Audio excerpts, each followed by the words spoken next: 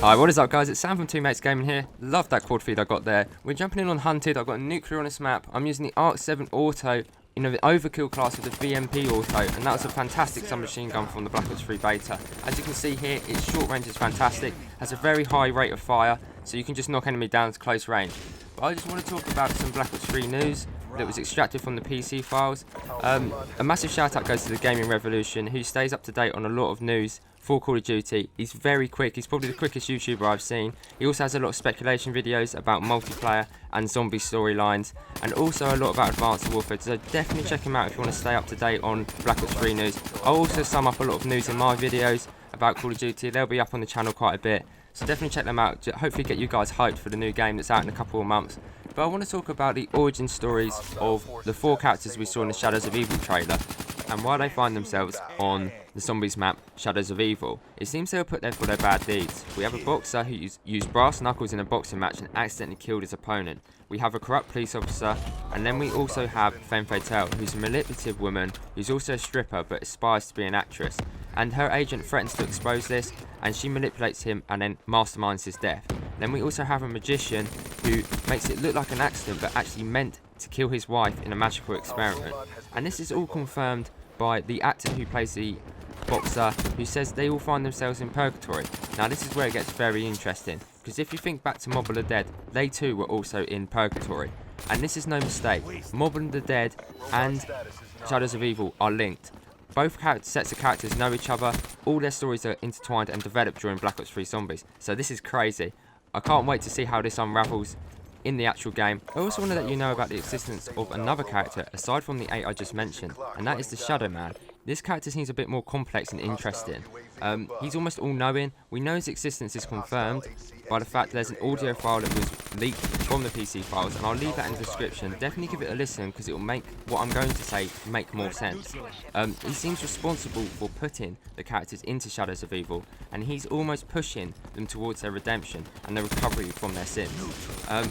I'm interested to see how Treyarch implements his character. Like, an all-knowing character is quite a cool concept, in that we'll be let in more and more as we play through the storyline and do Easter eggs of what he actually knows, and it'll probably open up more storylines that will revolve around these 8 characters and maybe lead to more storylines outside of these 8 characters, which is super exciting. I can't wait to see how it all pans out in the actual Zombies in a couple of months. Definitely stay tuned, because we'll keep more news about Black Ops 3 Zombies and things like that, and we'll also be covering all of that when the game is actually released and playing through those storylines for you guys. But I want to talk about some more news away from Zombies right now, and that is the multiplayer news. And we actually saw some weapon files leaked.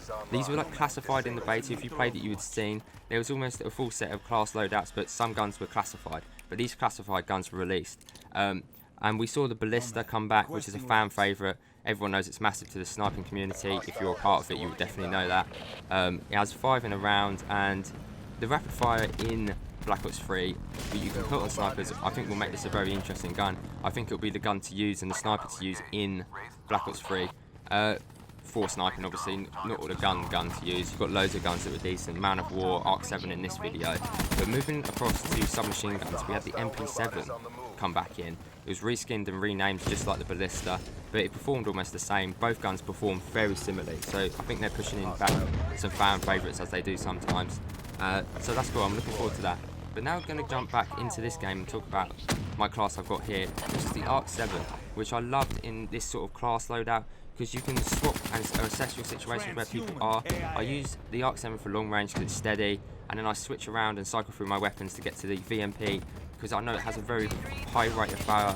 So if I see someone close, I know I'm not going to lose out. So if when I move into close locations, close quarters, and I know people are going to be there, I'll definitely whack that out. Short, long range, it does let it down a bit. Definitely put a foregrip on it in the actual game and burst your triggers a bit and you'll be fine. I'm about to whack my gun streak up on screen so you can see where I'm up to. To get a nuclear in Black Ops 3, you have to get a 30 gun streak. That is kills just with your gun, not your kill streaks involved. The kill streaks I'm actually using in this video are the Wraith, which is like this crazy attack helicopter, the Hater, which is the return of the orbital VSAT from Black Ops 2, so glad that's back, and the Raps. The Raps are like dogs, they're a bit slower, but they're like explosive balls that blow up the spawn. Well, anywhere the opponents are, they go and seek them out. I just get a quad feed on screen here with the help of my Wraith. I get up with Rejack. Rejack is such an important specialist for going on high scoring gameplays. It allows you to get back up and carry on your gun streak, so it's really effective. As you can see on the left, my kill streaks just went off, and that's how good they are in this game. I'd say the key thing to getting a nuclear really is once you first earn your hater, make sure by the time your hater's ended, you've earned another one back. Like as you can see on screen now, I've got a hater that's in at the moment, and I've also got another one stored up, and I've also got a Wraith stored up. I'm on a gun streak of 26 at the moment. I go for a swim. This is a new feature in Black Ops 3 that you can actually swim around the map, so that's quite cool. I don't know what happened here. Jed cleans him up for me because I get worried and sort of don't want to die there. And then he chased after him for me and takes him down for me. I use the wraps as well because it's quite powerful. I keep trying to call it in here thinking I get mine back in, but the wraps staying for ages, which is another massive positive of the wraps, and they get quite a lot of kills, as you'll see as I'm using them throughout this video. I'd also definitely recommend putting the hater on. It helps me out with this kill here. I see a guy jump into the water and I'm trying to work out where he's going. He actually hops back up into the building where I was. I think he saw me on the radar. I just hop around the corner, trying to work out where he is, working out my next move really, because that's a good thing about a hater. You can work out how you're going to go and take down an enemy. But he actually comes around and I'm lucky because my hater runs out, but I've got the awareness perk on, so I can hear him in my headset as he comes around, and I'm able to drop him there. I push myself up to gun streak 29. Now I'm just looking for that final kill. I'm a bit nervous. I run back, try and call in my wraps, and of course, like I said before, the wraps takes a little while to come out of the game and let you call it in. So I was waiting and waiting, kept hitting it, but nothing was happening. Now we move on to try and get the nuclear. We keep trying to look around for the kill, see where it is. We get a few hit markers around this corner. I'm just trying to be careful. I run back here and cycle back to my VMP because I know they're quite close range. So now I run back round and I look to the left and I get it here.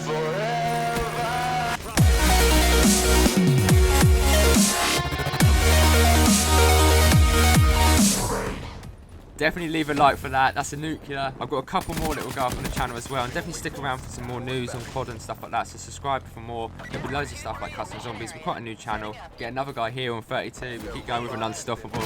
I love that. But we keep going here and we just keep playing this game. I actually end up with over 100 kills, so definitely stick around to the end of the video. We still go. Here's the rejack perk again in action. It's really good, and my Wraith's going off as well. But no, definitely stick around. We're quite a new channel, so we want to hear what you guys think of our COD gameplays if you're into COD.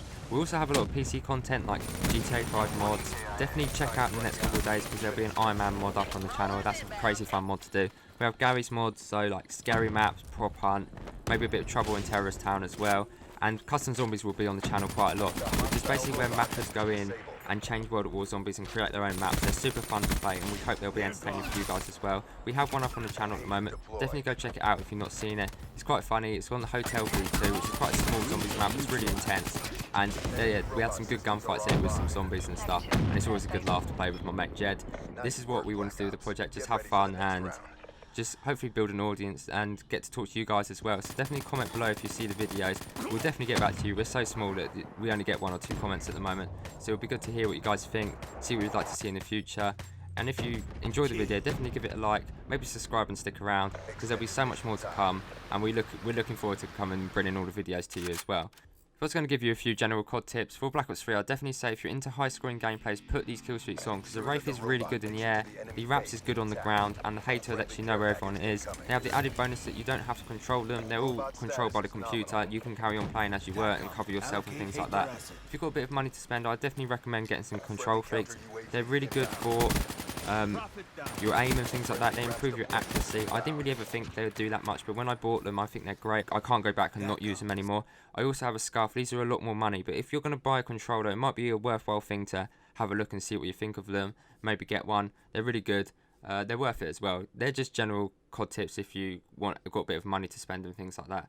Now I just want to talk about some news that Treyarch posted on Twitter. They are actually bringing back the fan favourite map, Nuketown. You can get that by pre-ordering the game. I feel it's a bit recycled now, maybe Nuketown. It would have been cool if they just included it anyway and get everyone hyped that way, maybe have a different pre-order bonus, but that's just my personal thought. I actually think the map looks good, it looks really well remastered. We haven't seen any gameplay yet, just this picture I've got on the screen now. The picture, there's not much to say apart from it looks like maybe the upstairs of the Nuketown, the classic map's been changed a bit. I reckon it still will return as the top map. I don't think they'll change a fan favourite too much. They're usually just reskinned in a nicer sort of, well, nicer artwork that's more up to date, and also to fit the time zone when they're just going to push it forward a few years, I think, with that. Anyway, to finish this video, I'm basically going to hit over 100 kills and get over 10,000 XP, so that was really cool. We're shooting into this spawn section here. This is safeguard. We're literally pushing a robot into that goal over there. We've been quite aggressive here. I get a nice kill cam here. I'll let you see this now.